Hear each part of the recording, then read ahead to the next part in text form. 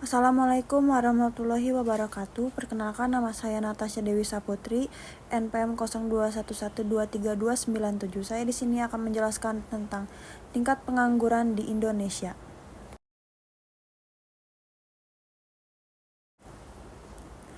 Yang pertama ada pendahuluan. Pengangguran adalah keadaan ketika seseorang yang sedang mencari pekerjaan tidak dapat menemukan pekerjaan. Dan ada yang kedua, pengangguran dapat menjadi indikator penting dalam menilai kesehatan ekonomi suatu negara. Apa itu pengangguran? Pengangguran friksional, pengangguran sementara karena proses transisi atau perubahan pekerjaan. Yang kedua, pengangguran struktural, pengangguran yang disebabkan oleh ketidaksesuaian keterampilan atau lokasi kerja. Ketiga, pengangguran siklis, pengangguran yang terjadi akibat fluktuasi siklus ekonomi, misalnya resesi. Yang keempat, pengangguran musiman, pengangguran yang terjadi pada waktu-waktu tertentu dalam setahun terutama di sektor pertanian atau pariwisata.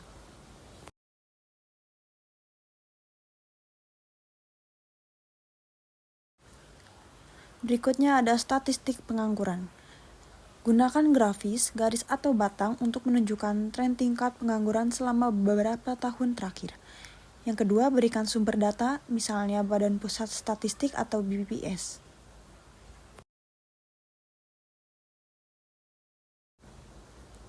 Faktor penyebab pengangguran. Faktor ekonomi yaitu krisis ekonomi, inflasi, atau penurunan investasi. Faktor demografis yaitu peningkatan jumlah angkatan kerja atau kesenjangan pendidikan. Yang ketiga, faktor pendidikan dan keterampilan yaitu keterbatasan keterampilan dan pendidikan yang tidak sesuai dengan kebutuhan pasar kerja. Dan terakhir ada teknologi, yaitu kemajuan teknologi yang mengurangi jumlah pekerjaan yang tersedia. Dan juga ada dampak pengangguran. Ada berbagai dampak yang ditimbulkan oleh pengangguran baik secara ekonomi maupun sosial, yaitu yang pertama ekonomi, penurunan konsumsi, meningkatnya ketergantungan pada bantuan sosial, pengangguran produktivitas. Yang kedua sosial, yaitu meningkatnya tingkat kriminalitas, ketegangan sosial, depresi, dan gangguan kesehatan mental.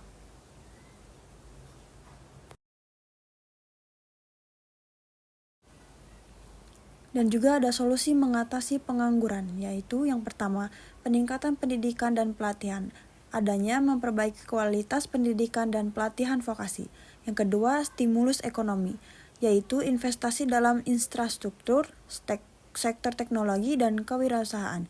Yang ketiga, dukungan pemerintah, yaitu kebijakan untuk meningkatkan lapangan pekerjaan dan memberikan insentif bagi usaha kecil dan mencegah.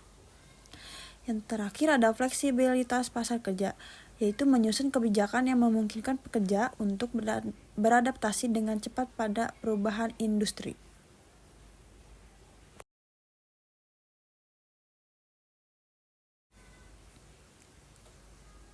Yang terakhir ada kesimpulan, yaitu pengangguran adalah tantangan serius yang membutuhkan kerjasama antar pemerintah, sektor swasta, dan masyarakat. Dengan pendidikan yang tepat dan kebijakan ekonomi yang baik, tingkat pengangguran bisa dikurangi secara signifikan.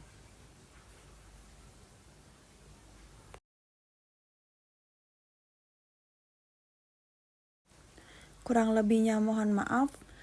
Terima kasih. Wassalamualaikum warahmatullahi wabarakatuh.